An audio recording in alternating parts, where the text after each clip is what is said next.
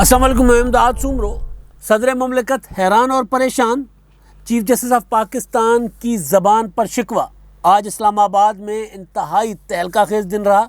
वफाकी दारुल हुकूमत में कहीं ताला पड़ा हुआ था तो कहीं ज़बान पर सवाल था और शिकवा था। आज चीफ जस्टिस ऑफ पाकिस्तान ने खिताब किया है फुल कोर्ट रेफरेंस से साल के आगाज़ पर, अदालती साल का जो पहला दिन था तो उस पर उन्होंने आज खिताब किया है।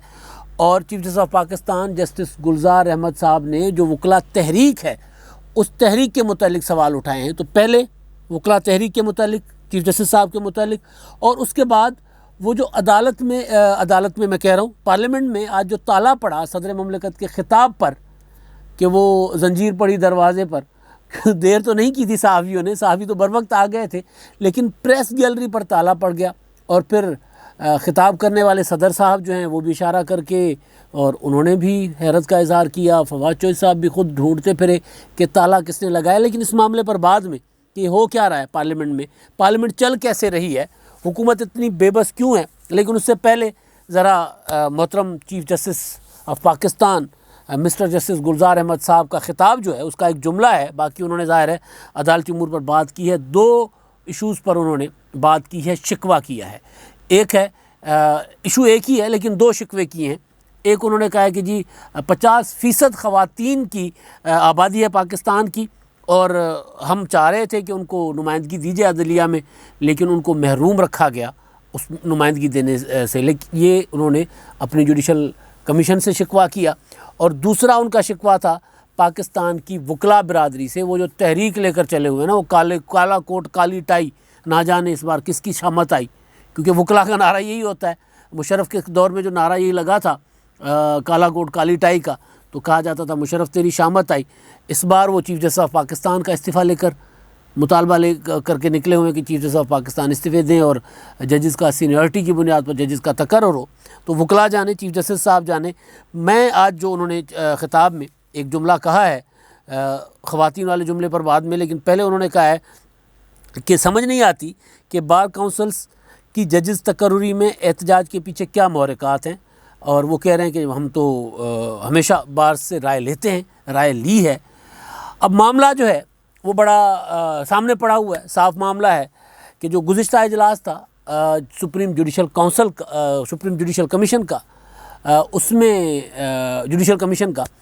उसमें मामला आया था जस्टिस आयशा मलिक साहिबा की एलिवेशन का लाहौर हाई कोर्ट से, और उसमें हो गया था टाई। 4 अरकान जो है वो हक में थे, 4 खिलाफ थे, और जस्टिस काजी फायज़ा साहब ने अपनी राय नहीं दी थी, लिहाजा वो मामला टाई हो गया। और चीफ जस्टिस साहब जो हैं गुलजार साहब, उन्होंने वो इस बात के हक में थे कि जस्टिस जो है वो आयशा मलिक साहिबा उनको एलिवेट किया जाए। और अटॉर्नी जनरल ऑफ पाकिस्तान जो हैं वो उनकी ये तजवीज़ थी कि पाकिस्तान की अदलिया में कोई खातून नहीं है, लिहाजा chief justice Sindh high court को छोड़ दें, chief justice Islamabad high court को छोड़ दें, किसी सीनियर जज को छोड़ दें, ख़वातीन की नुमाइंदगी लाते हैं। तो ख़वातीन की नुमाइंदगी के लिए जस्टिस आयशा मलिक साहिबा का नाम आया और फिर उसके लिए इजलास 9 सितंबर को बुलाया गया था जुडिशल कमीशन का। और उस इजलास के दौरान वकला ने ना सिर्फ अदालती बाइकआउट किया, धरना दिया, और वकला कन्वेंशन हुआ। और उस कन्वेंशन में सारा सबको पता है कि किस तरह की तकरीरें हुई, किस तरह की तनकीद की गई, क्या क्या अल्फाज इस्तेमाल किए गए अदलिया के मुतालिक। बड़ा मुश्किल होता है वकला के लिए कि इस तरह की तकरीरें सुनना और उसको फिर बयान करना, लेकिन बहरहाल वकला के लिए तो कोई मसला नहीं है। वकला तो फिर वो बार और बेंच का एक आपस में होता है मामला। चीफ जस्टिस साहब कह रहे हैं कि वो मामला इस तरह, आज से पहले बेंच और बार के दरमियान इतनी दूरियाँ कभी नहीं थीं। चीफ जस्टिस साहब का ख्याल है, मेरा ख्याल है LFO के ज़माने में भी दूरियां थी। LFO के दौर में जो वकला की तहरीक थी, हामिद खान मेरा ख्याल है उस वक्त सुप्रीम कोर्ट बार के सदर थे, तो वो जो तहरीक थी उस वक्त भी बड़े बुरे हालात होते थे, यानी बार और बेंच के ताल्लुकात के हवाले से मैं बात कर रहा हूँ। लेकिन ये नहीं हुआ था कभी भी कि सुप्रीम कोर्ट में जो प्रिंसिपल बेंच इस्लामाबाद की, वहाँ मुकम्मल बाइकआउट, मुकम्मल स्ट्राइक हुई और जज साहिबान को बैठने ना दिया गया हो, जज साहिबान अदालतों में ना जा सके हों, जिसका गिला चीफ जस्टिस साहब ने ख़ुद भी किया है कि अदालतों के दरवाजे बंद कर दिए गए। अब मामला है चीफ जस्टिस साहब के उस गिला का जिसमें वो कहते हैं कि बार से मुशावरत राय ली जाती है, बार कह रही है कि हमसे राय नहीं ली जाती। अभी जो इनका वकला कन्वेंशन की करारदाद हैं उसमें मुतालबा ही यही है कि जो बार से भी लिया जाए। हालांकि बार का एक मेंबर ज़ाहिर होते अख्तर हुसैन साहब पाकिस्तान बार काउंसिल के मेंबर हैं, वो बैठते हैं उधर जुडिशल कमीशन में, लेकिन वो बार कुछ मज़ीद और आगे की बात चाहती हैं कि इस तरह मुकम्मल तौर पर जजेस के अख्तियार में ना हो, जजेस का तकर्रुर पार्लियामेंट कहती है, जो अभी तो खैर अभी वाली पार्लियामेंट का तो क्या है, वहाँ ताले पड़ जाते हैं, किसी को पता ही नहीं चलता कि ताला किसने लगाया है। सदर ममलिकत हैरत से यूँ हाथ हिलाते रहते हैं, फवाद चौधरी साहब कहते हैं पता नहीं। तो बहरहाल तो पार्लियामेंट जो थी, इससे पहले वाली पार्लियामेंट जो थी 2008 से 13 वाली, उस पार्लियामेंट में ये जो तरमीम हुई थी, तो उससे पहले पार्लियामेंट ने जो इफ्तिखार चौधरी साहब ने ज़बरदस्ती करवाई थी, तो पार्लियामेंट ने तरमीम की थी कि पार्लियामेंट के ज़रिए, पार्लियामानी कमीशन के ज़रिए जजेस का तकर्रुर होगा। अब वकला कह रहे हैं कि जी हमारी भी इसमें प्रॉपर नुमाइंदगी होनी चाहिए, टोटल जज साहिबान पे इंहसार नहीं किया जा सकता, क्योंकि ये अपना क्या करते हैं, पिक एंड चूज़ करते हैं, ये अपनी पसंद नापसंद देखते हैं और सीनियर्स को नज़रअंदाज कर देते हैं। सीनियरिटी का उसूल होना चाहिए। अब चीफ जस्टिस साहब का जो गिला है वो कि पता नहीं बार काउंसिल्स क्या चाहते हैं, उनके एहतजाज के पीछे क्या महरक़ात हैं। एक सादा सी बात है, चीफ जस्टिस साहब को तो ज़ाहिर पता ही होगा, अब हम तो चीफ जस्टिस साहब को क्या, वकला का जो बात है, उनका आराम से उनका मसला हल किया जा सकता है। वो ये है कि वकला कहते हैं कि सीनियरिटी के उसूल पर चलें, सीनियरिटी के उसूल पर चलें। Chief justice Sindh high court को 4 बार नज़रअंदाज किया अहमद अली शेख साहब को, मामला तो उनको नज़रअंदाज करने पर हुआ ना, तो चीफ जस्टिस साहब ज़ाहिर इस मामले में बेखबर तो नहीं होंगे। तो मामला हुआ है 13 जुलाई के इजलास से, 13 जुलाई फिर 28 जुलाई फिर 10 अगस्त फिर 9 सितंबर, ये मुसलसल उसके पीछे यही है कि जी एक चीफ जस्टिस हैं, जब वो चीफ जस्टिस बन गए तो उनकी मेरिट जो है, अहलियत, वो सुप्रीम कोर्ट में जज बनने की अहलियत क्यों नहीं है, सवाल तो ये है। तो चीफ जस्टिस साहब को तो ज़ाहिर है पता ही है, क्योंकि चीफ जस्टिस साहब को चीफ जस्टिस सिंध अहमद अली शेख साहब ने ख़ुद ख़त लिखे हुए जो बतौर जुडिशल कमीशन के मेंबर के, और इसी तरह बाकी अरकान को भी उन्होंने ख़त लिखे हुए, बार ने ख़त लिखे हुए, अटर्नी जनरल ने एतराफ़ भी किया हुआ है बहुत सी चीज़ों का। तो चीफ जस्टिस साहब अगर आज वो ये बात कर रहे हैं तो वकला के महरक़ात, वकला के पता नहीं, हो सकता है कोई सियासी महरक़ात होते हैं, इस तरह की तहरीकें सादा नहीं होती, उसके पीछे कोई और भी सियासी मकासद होते हैं, लेकिन जो वजह है वो सबब है, जो कारण है वो ख़त्म किया जा सकता है, जो बहाना है वो ख़त्म किया जा सकता है। वो सादा है कि जी वो कह रहे हैं कि आप पिक एंड चूज़ ना करें, सीनियरिटी की जिस तरह चीफ जस्टिस लगते हैं इसी तरह जजेस की एलिवेशन भी इसी तरह करते रहे, और फिर वो एलिवेशन ना सिर्फ वहाँ हो बल्कि वो जो नीचे मातहत अदलिया है, मातहत अदलिया से भी सीनियर तरीन जो जज हों, सेशन जज साहबान, उनको आप एलिवेट कर लें सुप्रीम कोर्ट में, वहाँ पर भी पिक एंड चूज़ ना करें, हाई कोर्ट में वहाँ पर भी पिक एंड चूज़ ना करें। तो चीफ जस्टिस साहब जो हैं वो आज उन्होंने सवाल उठाया है, तो ज़ाहिर वकला उनका जवाब देंगे, लेकिन जो हम रिपोर्ट करते रहे, वो जो वकला कहते रहे या जुडिशल कमीशन के बजाते खुद इजलासों में जो चीज़ होती रही है, काजी फ़ायज़ी साहब कहते रहे कि भाई ये तरीक़ाकार गलत है, आप एक सीनियर जज को नज़रअंदाज कैसे कर सकते हैं, और बार बार कर रहे हैं, एक नहीं किया, कई बार जजेस को किया है। काजी फ़ायज़ा साहब की तो इस मामले पे जो फ़रूक नसीम साहब के साथ गर्मा गर्मी भी होती रही है जुडिशल कमीशन के इजलासों में, कि वो सारा कुछ प्लान करके आते हैं और वहाँ पर आकर जुडिशल कमीशन को डिक्टेट करवाते हैं। ये कहा गया फ़रूक नसीम साहब के मुतालिक, और फ़रूक नसीम साहब ने ज़ाहिर है वो जिस तरह जुडिशल कमीशन चल रहा था तो उसमें सारे ज़्यादातर जो मामलात थे, उंगलियां थी, वो वफाकी हुकूमत और वफाकी वज़ीर कानून पर उठती थी कि वो ये सारा कुछ मैनिपुलेट करते हैं चीज़ों को। तो सादा सा है चीफ जस्टिस साहब के लिए कि वो कराची को के मामलात में आपने देखा होगा कि चीफ जस्टिस सिंध जो है वो 60 के दहाई वाले कराची के मास्टर प्लान पर अमल दरामद के लिए उन्होंने अहकाम भी जारी किए और बड़ा अच्छा काम किया हुआ था वो तो ज़ाहिर है कराची को बेहतर होना चाहिए, लेकिन अदलिया के अंदर इस्लाहात जो हैं, अदलिया को किसी एक मॉडल पर, किसी बेहतर दुनिया के मॉडल पर ले आने के लिए भी तो कोई किरदार होना चाहिए था, वो नहीं नज़र आ रहा। तो उसके बाद फिर सवाल उठ रहे हैं, और सवाल ये किया जा रहा है कि शिकवा ये किया जा रहा है कि 50% आबादी जो है ख़वातीन की, उनको नज़रअंदाज किया जा रहा है, वो महरूम हो गई हैं।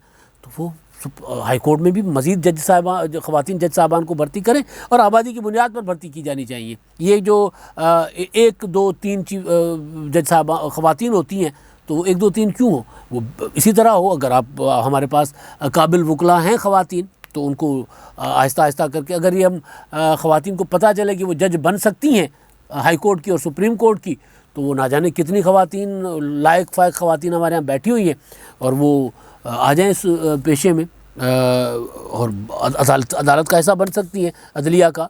तो वो सिर्फ एक ख़ातून का के नज़रअंदाज होने पर अगर चीफ जस्टिस साहब ये सवाल कर रहे हैं, तो फिर पाकिस्तान की जितनी जुडिशरी में जितने जज साहबान बैठे वहाँ पर तो अभी तक तो कोई इस तरह की कोशिश नहीं हुई कि कोई ख़वातीन को लाया जा सके। लेकिन यहाँ मामला जो है ये, क्योंकि वकला की तहरीक चली है और फिर वो नारा आ गया हुआ है जो मैंने गुजारिश की है, तो ज़ाहिर है उसका फिर चीफ जस्टिस साहब ने गिला करना था, शिकवा करना था, उन्होंने किया। वकील उसका जवाब देंगे। और बेखबरी, असल बुनियाद बात यह है कि जो बुनियादी चीज़ कि चीफ जस्टिस साहब बेखबरी का इज़हार कर रहे हैं कि पता नहीं क्यों कर रहे हैं। अब मामला है अदालत पार्लियामेंट के ताले का। 9 सितंबर को अदालत को ताले लगे, सब ने बता दिया और सबको पता था कि वकला ने ताले लगाए।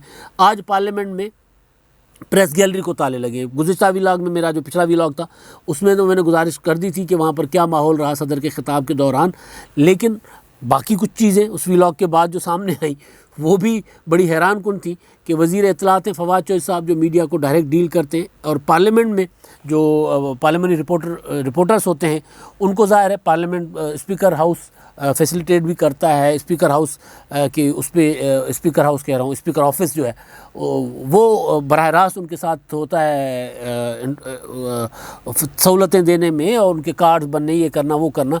तो पूरा वो स्पीकर सेक्रेटेरिएट जो होता है, असेंबली सेक्रेटेरिएट, वहाँ वो बराह रास्त डील करते हैं उनसे।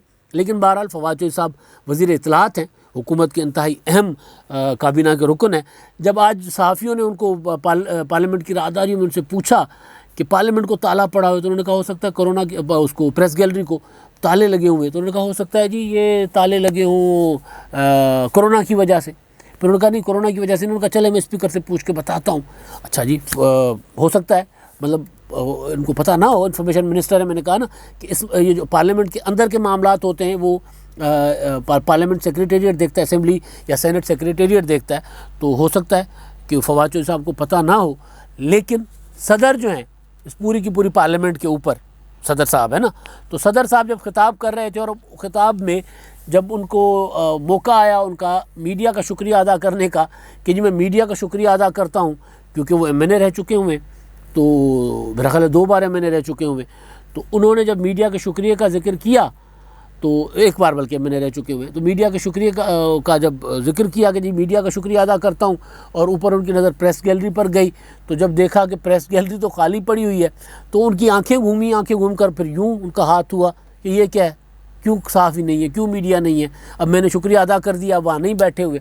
तो सदर साहब को भी नहीं पता था कि प्रेस गैलरी को ताले लगे हुए हैं। अब पार्लियामेंट के मुतालिक एक चीज़ मुसलसल कही जाती है कि पार्लियामेंट को कोई एक शख्सियत चलाती हैं।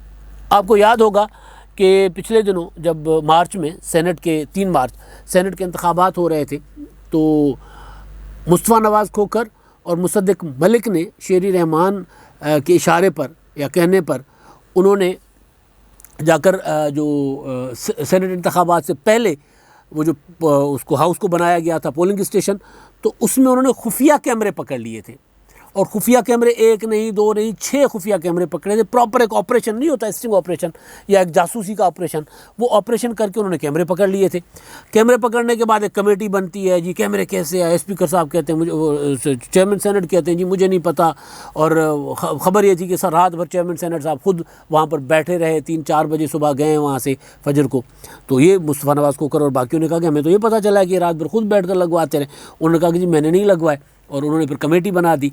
तो कमेटी ने तहकीकात क्या करनी थी, तहकीकात नहीं, अभी तक पता ही नहीं चला कि वो खुफिया कैमरे कौन से फरिश्ते आकर लगा गए थे, क्योंकि कहा जाता है कि कोई एक फ़रिश्ता है जो पार्लियामेंट हाउस को चलाता है। तो आज भी जो पार्लियामेंट हाउस को लगे ताले, तारीख में पहली बार प्रेस गैलरी को, तो उन तालों के मुतालिक हुकूमत को नहीं पता कि ताले लगे हुए हैं, वज़ीर इत्तलात को नहीं पता कि ताले लगे हैं, बाहर बैठकर सहाफ़ी राहदारियों में बैठकर प्रोटेस्ट कर रहे हैं।